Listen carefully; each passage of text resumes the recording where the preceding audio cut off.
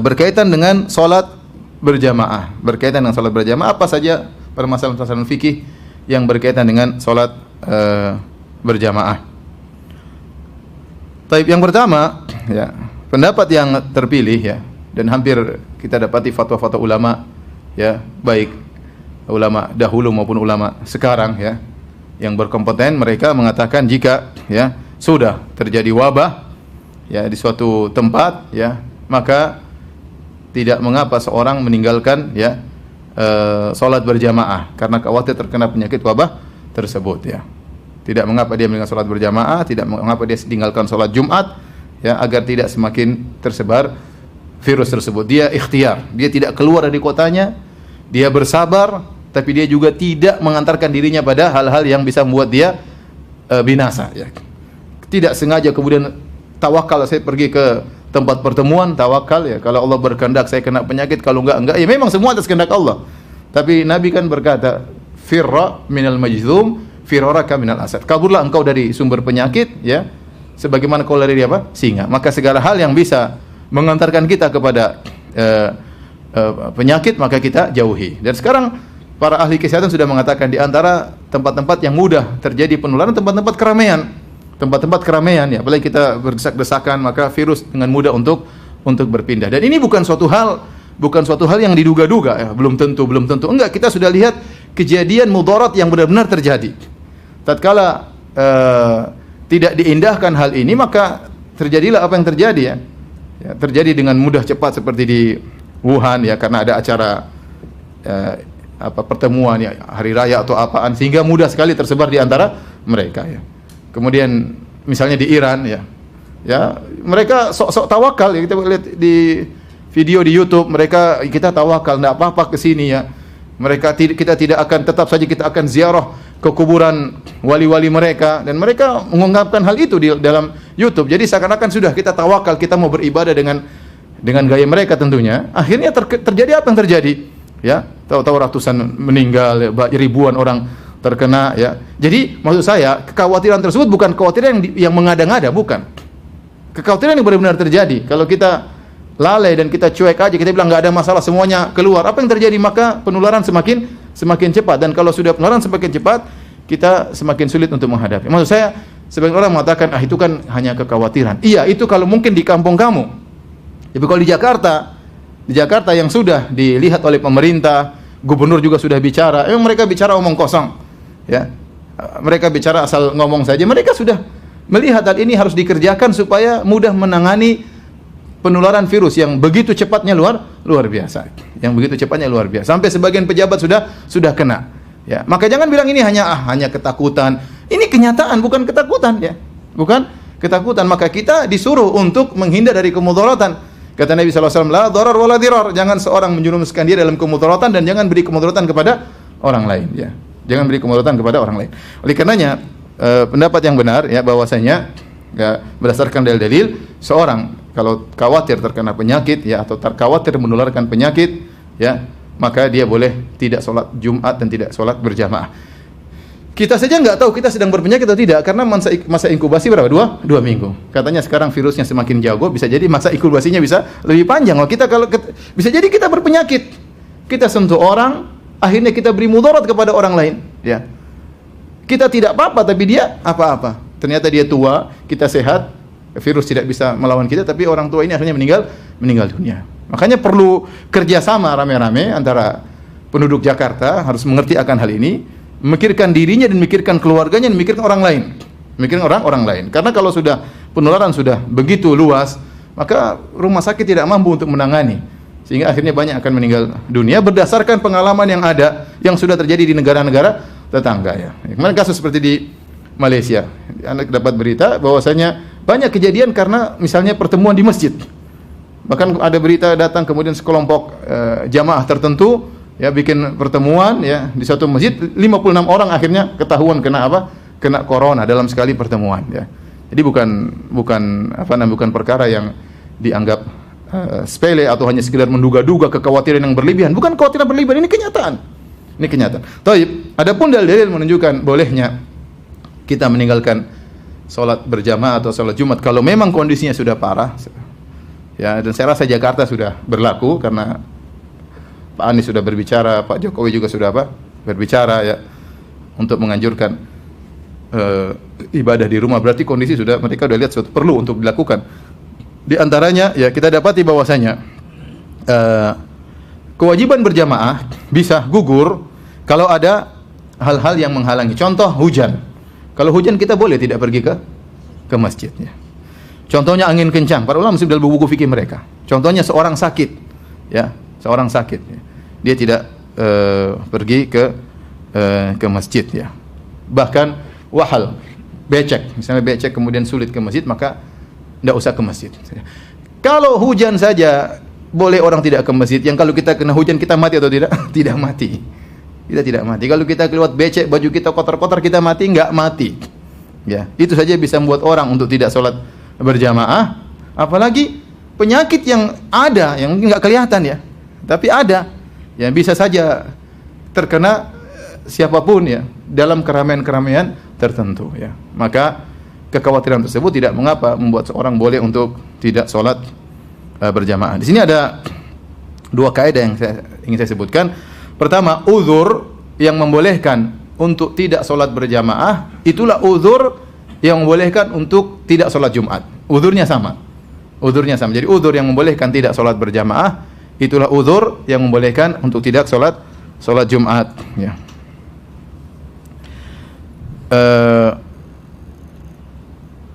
Dikatakan dalam buku Madzhab Syafi'iyah, a'dzarun fi tarkil jamaah ya a'dzarun fi tarkil jum'ah. Uzur-uzur untuk meninggalkan sholat berjamaah dialah uzur untuk meninggalkan sholat Jumat.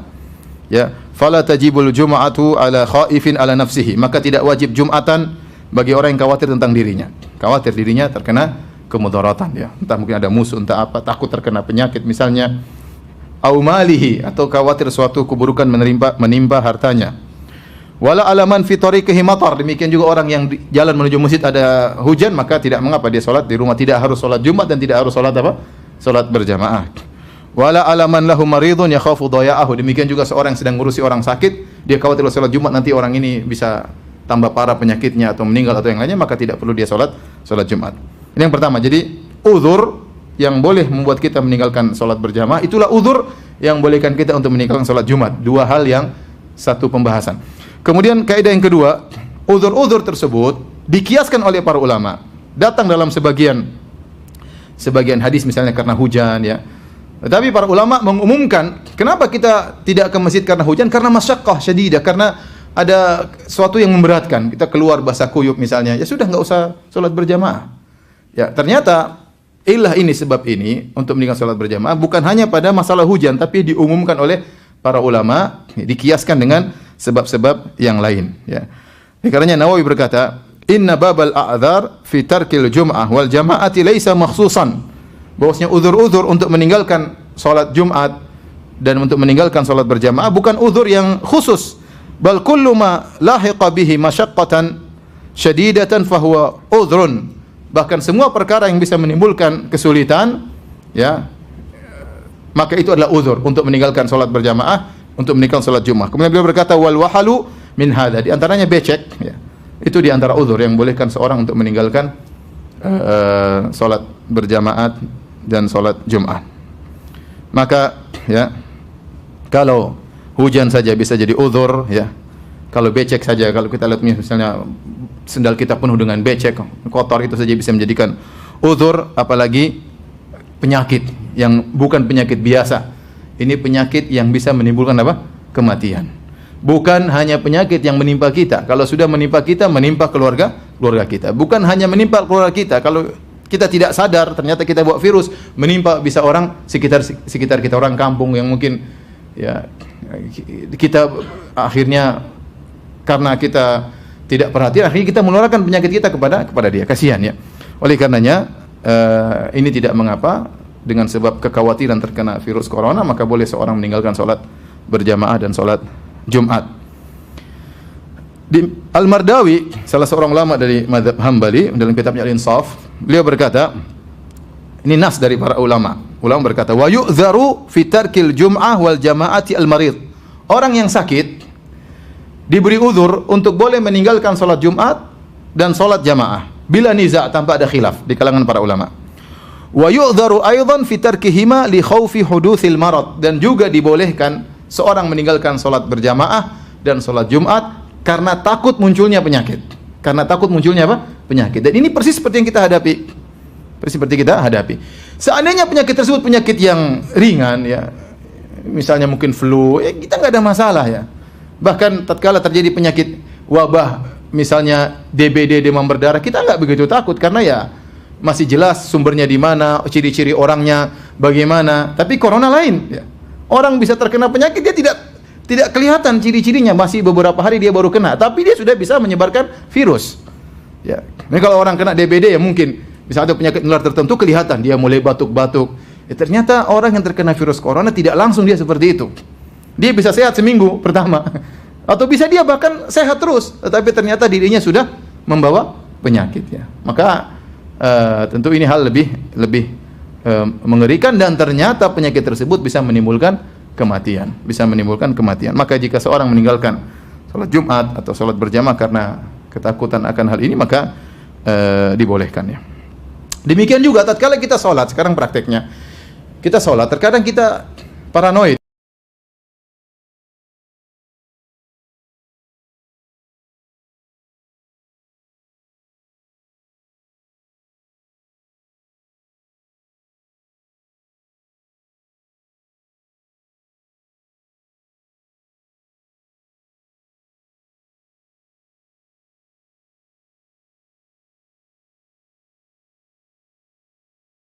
Sudah nggak bisa. Ya udah, tapi maksudnya tetap saja ada pikiran apa? Terganggu, kita kekhawatiran itu ada. Ya kalau Nabi SAW mengatakan la ta'ama la salat li hadrati ta'am, tidak ada salat berjamaah kalau makanan sudah hadir. Kenapa? Karena khawatir tidak khusyuk. Makan dulu kata Nabi SAW. Wala wa huwa yudafil akhbathan, orang yang menahan buang air besar, buang air kecil, menahan angin, maka tidak ada salat berjamaah baginya, suruh buang hajat dulu. Kenapa tidak ada salat berjamaah baginya? Karena dia khawatir apa? Terganggu pikirannya, terganggu, tidak khusyuk. Apalagi kemudian kita salat, was-was dalam diri kita. Ya, was-was dalam syariat tidak membani kita untuk seperti ini. Untuk kemudian nekat ya. Meskipun was-was, tapi saya katakan, saya berbicara tentang diri saya saja ya, tetap saja ada apa? Was-was ya. Sebelumnya ya, sekitar 4 minggu yang lalu saya pergi ke Singapura ya. Sudah ada orang terkena virus. Saya pergi ke Johor, sudah ada orang kena virus corona di sana. Tapi saya tidak ada paranoid ya, karena saya maksudnya belum separah yang disebutkan sudah ada orang-orang kena penyakit corona. Tapi begitu saya sudah di sini, kemudian ada pengumuman dari pemerintah secara resmi, jumlah yang semakin bertambah, belum lagi ada laporan-laporan di luar dari laporan pemerintah misalnya, maka ya wajar kalau kemudian orang apa? Khawatir. Itu wajar ya. Wajar ya. Maka ini di antara hal yang menguatkan, ya sudah, kalau daripada kamu sholat was-was terus ya. Was-was terus, ada orang tiba-tiba samping, aduh, bingung kita gini gimana ini? Mau kita ya. Kemudian dia misalnya kemudian dia bersin keluar, kita jadi gelisah ya. Sudah, mending di rumah aja. Ya, sholat juga was-was ya. Mau sholat imamnya batu-batu, jadi kalau imam sudah batu, jamaahnya latah, batu-batu semuanya. Dan kita akhirnya was-was ya. Wajar, kita manusia ya. Mau diapain nih? Maka tidak mengapa kita sholat di rumah. Dan ini juga berdasarkan kaidah daf'ul mawdhar muqaddamun ala jalbil masalih. Bahwasanya menolak kemudaratan diutamakan daripada mendatangkan kemaslahatan. Memang sholat berjamaah maslahat ya. Ada yang mengatakan wajib sholat berjamaah, ada yang mengatakan sunnah. Sholat Jumat juga maslahat. Tapi kalau ada mudarat yang bukan mudarat yang dipersangkakan, tapi benar-benar terjadi ya. Seandainya kita mengatakan semua sholat nggak ada masalah, ya, bisa jadi parah. Ini coba mungkin ada yang mengatakan tidak mengapa sholat berjamaah, sholat Jumat kerjakan saja, ramai pengajian kerjakan saja, nggak ada masalah. Coba kalau kita nggak peduli dengan seruan pemerintah, semua bikin pengajian, ya bisa jadi virus makin tersebar. Ya. Kamu aja penakut, saya enggak. Ya kalau kamu saja misalnya bikin pengajian mungkin enggak parah, tapi kalau semua orang tidak mengindahkan anjuran pemerintah, saya bikin pengajian sehari 3 kali, rame sana rame sini, rame ustaz yang fulan lagi, yang ustaz lain juga demikian, sholat berjamaah rame terus, ya benar, khawatir kenyataannya, dan sudah terjadi di negara lain ya. Dapat Malaysia, di antara sebab terjadi penyebaran virus adalah di masjid-masjid ya. Ya, ada saya bilang tadi pertemuan kelompok orang bikin pengajian akhirnya terkena apa? Terkena virus. Ini terjadi. Ya. Maksud saya kekhawatiran itu bukan kekhawatiran yang mengada-ngada, tapi benar-benar terjadi dan sudah terjadi di negara-negara tetangga kita. Dan bisa saja, waliyadzubillah, bisa saja kita juga mengalami seperti apa yang mereka rasakan. Baik. Alhamdulillah ada fatwa dari ulama Al-Lajnah Ad-Daimah yang dikeluarkan pada tanggal 7 Rajab 1441 Hijri atau 12 Maret 2020 berkaitan dengan fatwa-fatwa tentang orang-orang yang terkena berkaitan dengan corona. Ya, kita tahu di Saudi belum separah seperti Kuwait ya. Itu pun pemerintah Arab Saudi kemudian langsung menutup orang-orang tidak boleh umrah ya. Kita nggak bilang kemana orang Saudi, kenapa nggak tawakal, biarkan saja orang umrah, nggak bisa. Ini perkaranya nggak gampang. Bayangkan kalau pintu umrah dibuka, meskipun dengan pemeriksaan yang ketat. Karena masalahnya tadi saya katakan, orang kena corona tidak mesti nampak dia tanda-tandanya. Dia mungkin kelihatan sehat, dia tidak bersin. Ternyata tubuhnya kuat, imunnya kuat, virus corona nggak bisa apa-apa. Tapi dia bawa. Kemudian dia umrah, singgol sama orang macam-macam. Kemudian Mekah menjadi sumber wabah. Apa kata dunia? Apa kata orang-orang non-muslim misalnya? Lihat Mekah sebagai sumber apa? Sumber penyakit. Maka saya bilang pemerintah Arab Saudi serius, itu bagus ya. Ya kita juga termasuk orang-orang yang tidak bisa umrah. Padahal saya punya jadwal umrah, di depan ada 3 jamaah. Semua menerima karena mereka tahu apa yang tindakan yang diambil oleh pemerintah Arab Saudi sudah benar.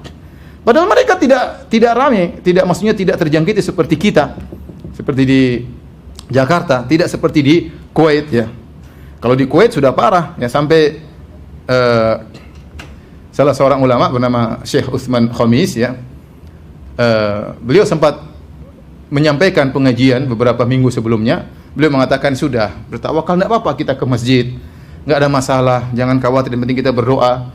Kemudian beliau cabut pernyataan beliau beberapa hari lalu. Beliau cabut, beliau mengatakan kita ikut pendapat para majelis ulama di Kuwait, tidak boleh ada yang ke masjid. Beliau cabut. Kenapa? Kondisi semakin apa? Semakin parah. Maka saya katakan hukumnya tidak sama mungkin Jakarta dengan tempat lain. Tempat lain mungkin boleh seorang apa? Masih ke masjid karena kondisinya belum seperti Jakarta. Tapi kalau Jakarta, Pak Anies hafizahullah sudah menyatakan, Pak Jokowi hafizahullah juga sudah menyatakan bahwasanya kondisinya sebaiknya ke rumah. Berarti ada sesuatu yang harus dikhawatirkan ya, untuk bisa penanganan agar virus tidak semakin tersebar. Tapi maksud saya, inilah fatwa dari ulama Al-Lajnah Ad-Daimah dari Arab Saudi pada tanggal 12 Maret 2020. Di antara fatwa tersebut intinya orang yang sudah terkena penyakit maka tidak boleh ke masjid, dilarang. Atau tanda-tanda penyakit maka dilarang ke masjid. Adapun orang yang sehat bagaimana? Kata mereka, man khasya an yatadarrar aw yadurru ghairahu fayurakhas lahu fi adami syuhudil jum'ah wal jamaah. Adapun orang yang takut untuk mendapat kemudaratan, dia tahu dia tidak sakit, tapi dia takut dapat apa? Kemudaratan, ya.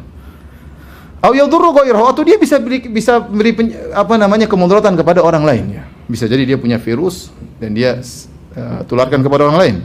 Fayurakhas lahu fi adami syuhudil jum'ah, maka diberi keringanan baginya untuk tidak hadir salat Jumat wal jamaah, dan juga tidak hadir untuk salat berjamaah. Liqaulihi sallallahu alaihi wasallam, karena sabda Nabi sallallahu alaihi wasallam, la dharar wa la dhirar, tidak boleh ada kemudaratan, baik memberi mudarat kepada diri sendiri atau beri mudarat kepada orang lain. Wa fi kulli ma dzukir idza lam yashhadil jum'ah fa innahu yusalliha zuhran 4 rakaat. Dan kalau seorang tidak hadir salat Jumat, maka dia ganti salat di rumahnya, salat zuhur 4 rakaat ya. Kalau tidak salat Jumat maka ganti salat zuhur 4 rakaat. Ini fatwa terbaru dari Lajnah Daimah. Sementara kondisi Arab Saudi belum seperti kita. Tapi kalau yang ulama di Kuwait sudah. Karena virus sudah tersebar ya. Sebagian orang Kuwait datang dari Qum, dari Iran. Kemudian akhirnya virus tersebar dari jalan tersebut. Taib. Di antara masalah fikih yang berkaitan masalah salat berjamaah ya. Apakah boleh seorang muadzin tatkala kondisi wabah sudah semakin parah, kemudian ada penegasan dari pemerintah untuk mengucapkan ala sallu fi rihalikum atau sallu fi buyutikum, salatlah di rumah kalian ya. Maka boleh tentunya ya. Boleh tentunya ya, sebagaimana kalau datang hujan atau angin kencang, maka seorang muadzin boleh menambahkan dalam azannya sallu fi buyutikum, salatlah kalian di rumah-rumah kalian. Salatlah misalnya hujan kencang, salat di rumah ya, dan itu sunnah mengucapkan demikian.